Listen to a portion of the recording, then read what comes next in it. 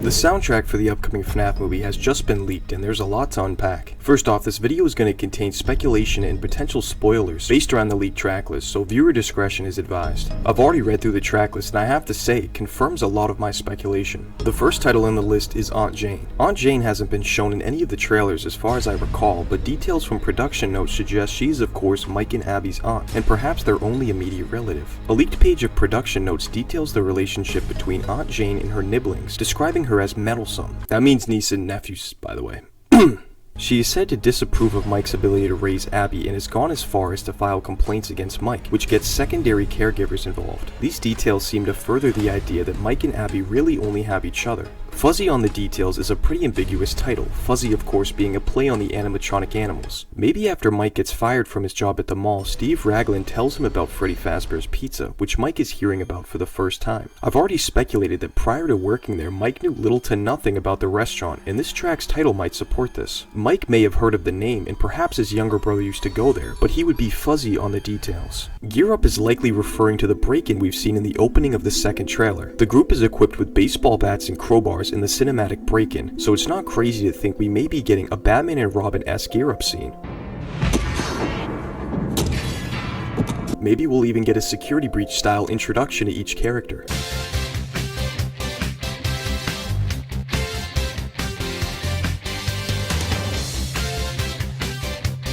Cleanup comes after Gear Up, but before the next track, Chica's Mischief. This makes me think that Cleanup is part of the break-in sequence, coming before Chica's Cupcake shows Carl the meaning behind Let's Eat. Maybe Cleanup is a witty take on the robbers cleaning out the restaurant of all its coins, prizes, and such during their heist. One theory I have is that the first security guard who ends up in the less than ideal device was working with the thieves. At least I'm hoping his eternal rest was somewhat justified. Chica's Mischief likely describes the events leading up to the Cupcake's face-off, with one of the intruders. In the secret security footage quietly uploaded to Universal Pictures, Chica can be seen putting her cupcake into a vent, which is likely part of her mischief. Aside from that, we'll have to wait and see what other shenanigans Chica has in store for us. Vanessa's theme seemingly coming before Mike takes the job at the restaurant means that we likely meet her before Mike does. This could mean that she's called to the crime scene after the intruders are discovered. Another theory I have is that Mike Smith sneaks into the restaurant before he is hired as a security guard. This theory is really only fueled by the awkwardness of one scene, when Mike meets Vanessa.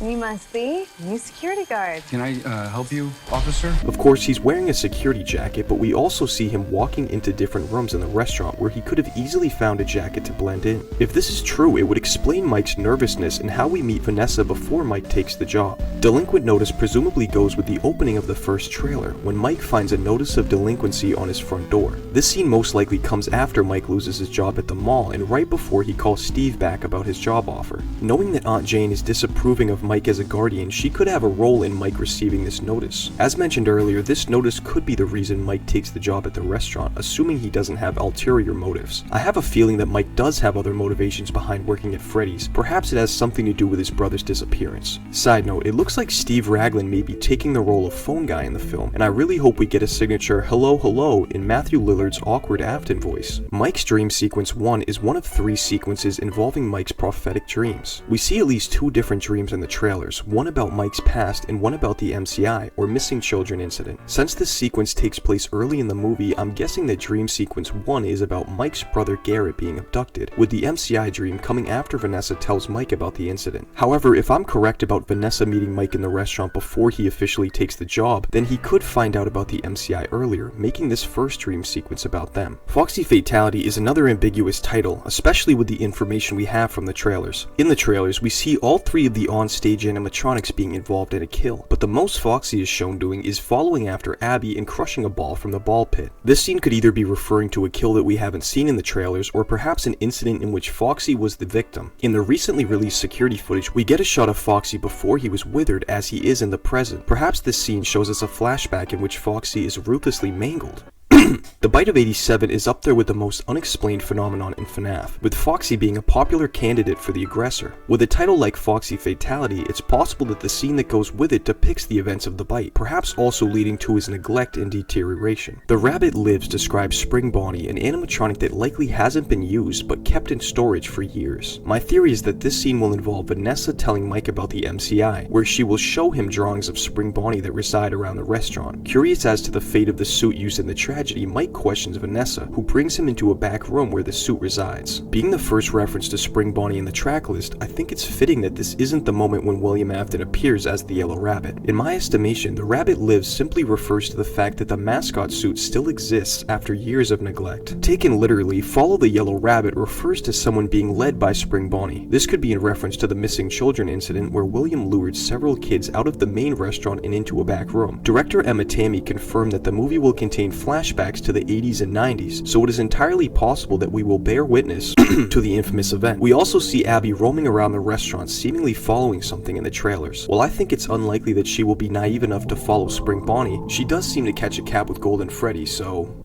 The Yellow Rabbit could very well be the first time we officially see William Afton wearing the Spring Bonnie suit in the present. I have a feeling most of his scenes from the trailers will be saved for the end of the movie, with him becoming more hostile as the movie goes on. Maybe it's because of Matthew Lillard's past roles, but I imagine when we first see Spring Bonnie, he will be trying to scare the gang away from the restaurant Scooby-Doo style, when he finds out they're meddling with the secrets of the restaurant. I think this makes more sense cinematically and story-wise than William putting the suit on and grabbing a knife right away. A Way In is one of the most obscure titles in the track list. My best theory is that after William Afton reveals himself as Spring Bonnie, Mike is fired and decides to go back to the restaurant anyways to find out the truth behind the animatronics. We can see a scene in the first trailer in which Mike is climbing out of a vent, so perhaps A Way In describes Mike having to find another way into the restaurant after it's been locked up by William. Doing Well is also pretty obscure, so I'm not going to pretend I know what it means. One possibility is that this track comes with the hospital scene from the first trailer, after Vanessa is strangled by Spring Bonnie. This makes the most sense since it comes after most of the Yellow Rabbit tracks and seems to describe the state of a recovering hospital patient. In the security footage, we also see a prescription bottle presumably belonging to Mike, so this title could be in reference to his condition. Family history could easily accompany a major source of exposition in the movie. Despite what I think, a lot of people believe that William Afton is Mike's dad. If that ends up being true, we have to ask why William would want Mike dead. We also know that Mike's brother went missing when they were kids, so perhaps this section will give us some answers to that. I also have reason to believe that Vanessa has a complicated family history. In a set of leaked production notes, Vanessa is described as strong on the outside but having a lot of pain and confusion inside. This, along with the description she's a cop with a hidden agenda, makes me think that Vanessa has a connection to one of the missing children. Perhaps when she was younger, her friend or sibling went missing at Freddy's, and that's what led her to become a police officer, one who has a lot of knowledge about an incident that would have taken place when she was a kid. This could explain her hidden agenda. She is intentionally involving herself in Mike's affairs with the restaurant. Abby's in danger could involve Abby being captured by William Afton. Despite Vanessa saying they want to make her like them, every time we see Abby around the animatronics in the trailers, there doesn't seem to be much aggression. I have a feeling that the animatronics are somewhat misunderstood when it comes to their relationship with Abby. We know that the animatronics are possessed by children's spirits, so I think it's likely that they want to protect her from threats like William Afton, who caused them so much suffering. In the first trailer, we see Abby call out Mike, and then run away at his demand. Mike appears to be injured throughout the trailer, so there could be a point in which he's unable to protect Abby, leaving her vulnerable to William Afton. This scene, by the way, is ripped right out of the opening of the Silver Eyes graphic novel, with Abby taking the place of Charlie. There are actually a lot of references to the books in the trailers. If you're interested in checking them out, I'll leave a link in the description, and a portion of every purchase goes towards supporting the channel. Mike's dream sequence 2 is another one of the dreams we see in the trailers. With its placement right before the next title, Fuzzy Friends, it's likely that this dream will involve the MCI children. Perhaps after family history, Mike will learn new information about the MCI, which will lead to him realizing that the animatronics are not looking to hurt innocent people. Fuzzy Friends could be the point in which the animatronics stand up against William Afton, helping Mike and Abby escape. While it may be kind of cliche for the supposed villains of the story to team up with the heroes to face a greater threat, it isn't a new concept, with most of the animatronics thought to be innocent souls trapped, according to the 6th game. My Grandfather's Clock is a title that some fans may recognize, as anyone who's played FNAF 2 has heard it. My Grandfather's Clock is the song that the music box plays every time it's wound, which has huge implications for the movie. The inclusion of this song seems to indicate that we are getting another surprise character, the puppet. We don't know much else about the scene containing the puppet or whether it's a flashback or in the present.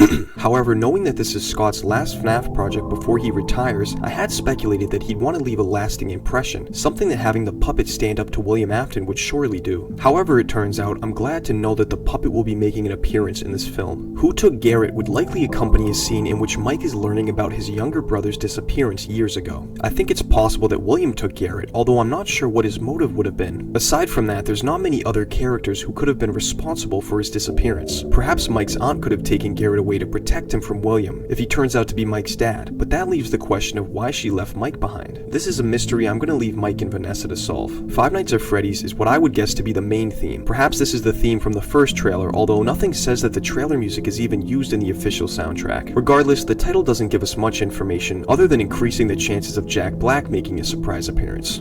Five Nights at Freddy's, that's where I wanna be. Five Nights at Freddy's. Vanessa's past is an interesting title to me. I had already speculated that Vanessa may have some connection to the MCI, and maybe that's what this scene will tell us. I'm not entirely sure what role Vanessa's past will play in the film, but we know that, in Emma Tammy's words, Vanessa in many ways was the most complicated character to inhabit. It's interesting that Vanessa's past is so separated from the other track, Family History, which will most likely only feature Mike's past. Being a cop with a hidden agenda, and with this track's placement at the end of the list, it is possible that Vanessa will be revealed to be a villain. I want to add that there is a Vanessa in the games who is thought to be a different character, but she pretends to be an ally to the protagonist, although she's really working with William. I truthfully hope this isn't the case, since William Afton alone is such an unlikable character. I think it would be great to see all of the heroes, including the puppet, teaming up against the narcissistic purple guy. Mike's Dream Sequence 3 may perhaps take place after most of the story's secrets are revealed. Assuming Mike discovers what happened to his brother, and with his new insight surrounding the history of Freddy's, this final dream sequence could be a form of conclusion to the haunting secrets of his past. Now I Kill You is the final title in the soundtrack. This is what I would imagine to be the moment when William Afton has Mike right where he wants him. As William laughs and begins his villain monologue, he hears a faint noise within the suit. Suddenly, the spring locks in his costume all come undone, closing in on William as he is hopeless to stop them. This isn't just a fan theory. After watching the Freddy Fazbear's security footage and hearing what sounds like William scream in pain, it is more likely than ever that the spring lock failure will happen in this film. I'm speculating that Mike won't unalive in this movie, but will be severely wounded as we see in the trailers. I have no idea where the ouch machine fits into this movie, but it could be part of this Now I Kill You scene.